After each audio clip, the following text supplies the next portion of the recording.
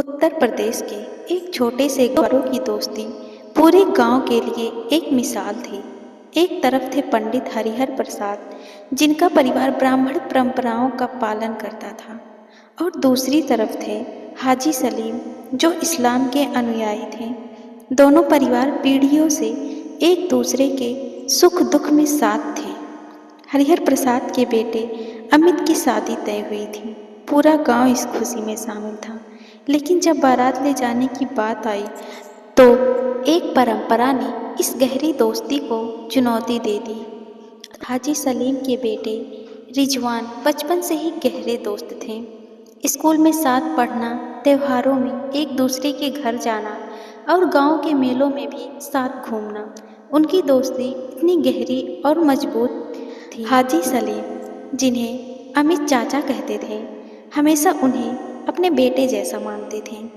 अमित जब शहर में पढ़ाई के लिए गया तो भी हाजी सलीम का आशीर्वाद उसके साथ था। हर बार गांव लौटने पर वह सबसे पहले चाचा से मिलने जाता था। जब अमित की शादी तय हुई तो यह पूरे गांव के लिए खुशी का अवसर था। गांव में शादी का माहौल था। चारों ओर हल्दी, मेहंदी और संगीत की धूम थी। हाजी सलीम और उनका परिवार भी इस खुशी में शामिल था। लेकिन शादी से एक दिन पहले जब बारात की सूची तैयार हुई तो गांव के कुछ बुजुर्गों ने टोका कि मुस्लिमों का बारात में शामिल होना अशुभ माना जाता है। हरिहर प्रसाद, जो समाज के नियमों को मानते थे, इस विचार से विचलित हो गए। हालांकि उनका मन इस बात को स्वीकार नहीं कर रहा था, लेकिन समाज के दबाव में आकर उन्होंने हाजी सलीम को इशारों में समझाने की कोशिश की कि वे बारात में ना आए। इधर हाजी सलीम, जो बारात में जाने के लिए इतने खुश थे, उनकी इतनी इच्छा थी, क्या वे बारात में जा पाएंगे? चलिए जानते हैं। जब हाजी सलीम को यह बात पता चली तो उनका दिल टूट गया। उन्होंने कोई शिकायत नहीं की, लेकिन चुपचाप बारात में न जाने का फैसला किया। जब अमित को इस बात का पता चला तो वह अंदर तक हिल गया। जिसे वह पिता समान मानता था, उसे इस तरह अलग किया जा रहा था। उसने अपने पिता से कहा, अगर चाचा बारात में नहीं आएंगे तो मैं भी नहीं जाऊंगा। यह सुनकर हरिहर प्रसाद हतप्रभ रह गए। गांव के बुजुर्गों ने समझाने की कोशिश की, बेटा, यह परंपरा है, हमें इसे निभाना होगा। लेकिन अमित का जवाब साफ था, परंपराएं इंसानों से बड़ी नहीं होती। अगर मेरे चाचा मेरे साथ नहीं होंगे तो मैं भी बारात में नहीं जाऊंगा। उसके बाद अमित अपने दोस्त रिजवान के साथ हाजी सलीम के घर गया और उनके पैर छूकर कहा, चाचा, अगर आप बारात में नहीं चलेंगे तो मैं शादी नहीं करूंगा। यह सुनकर हाजी की आंखों में आंसू आ गए। उन्होंने अमित को गले लगाकर कहा, बेटा, तुमने साबित कर दिया कि सच्चे रिश्ते धर्म से नहीं बल्कि दिल से बनते हैं। गांव में हलचल मच गई। हरिहर प्रसाद को भी एहसास हुआ कि समाज के नियमों से बढ़कर इंसानियत होती है। उन्होंने गांव के बुजुर्गों से कहा, आज मेरा बेटा मुझे सिखा रहा है कि परंपराएं बदलनी चाहिए अगर वे इंसानियत से बड़ी होने लगे। अगले दिन जब बारात निकली तो सबसे आगे हाजी सलीम थे। पूरा गांव इसे देखकर हैरान था। बारात धूमधाम से निकली और शादी हंसी खुशी संपन्न हुई।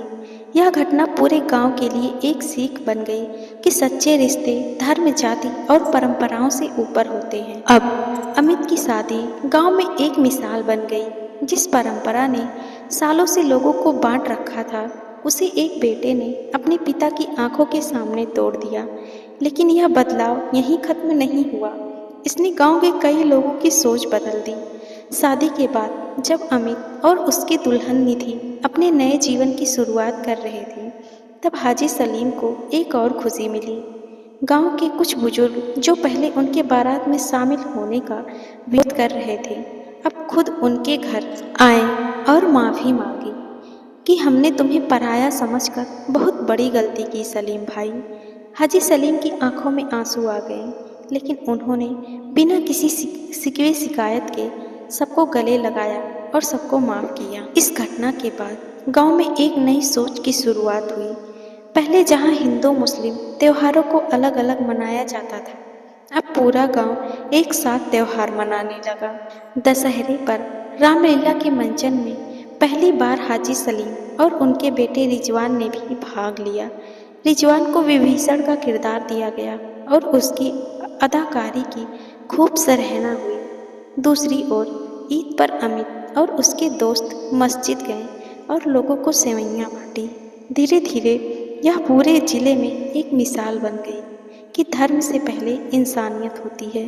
कुछ दिन बाद अमित और निधि को एक बेटा हुआ जिसका नाम उन्होंने संजीव रखा। संजीव यानी जीवन देने वाला। दूसरी ओर रिजवान और उसकी पत्नी को भी एक बेटी हुई जिसका नाम आयशा रखा गया। संजीव और आयशा भी अमित और रिजवान की तरह पक्के दोस्त बने।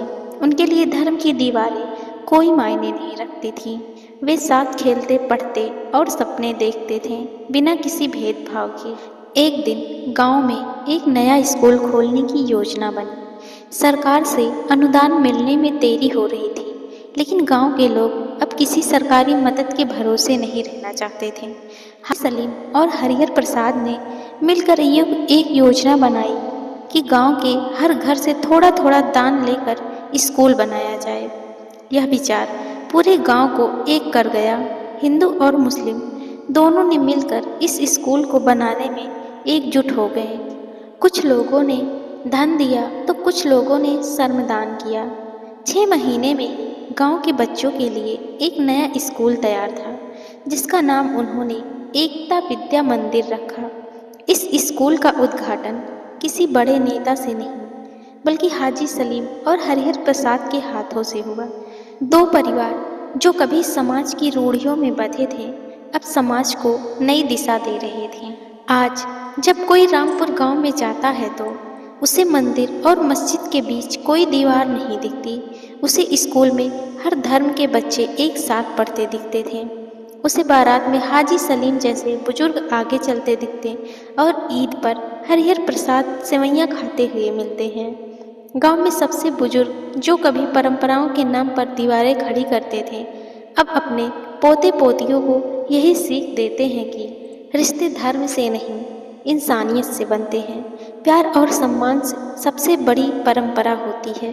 अब रामपुर गांव भाईचारे का मिसाल बन चुका था। हर बदलाव की अपनी परीक्षा होती है। जब भी कोई नई सोच जन्म लेती है तो उसे परखने के लिए वक्त कई चुनौतियों को सामने रखता है। ऐसे ही एक दिन गांव में एक नया मंदिर बनाने की योजना बनी।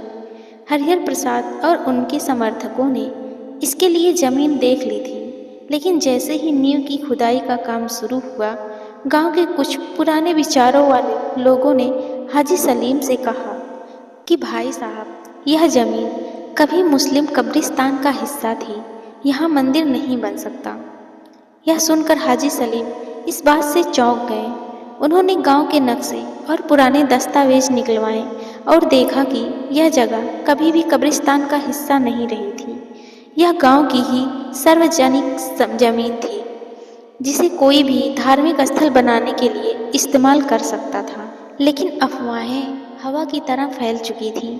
कुछ लोगों ने इसे हिंदू मुस्लिम मुद्दा बनाने की कोशिश की। गांव में माहौल एकदम गरमाने लगा। इधर जब अमित और रिजवान को इस बात का पता चला तो उन्होंने गांव के बड़े बुजुर्गों की बैठक बुलाई। वहां हरिहर प्रसाद और हाजी सलीम को आमने सामने बैठे।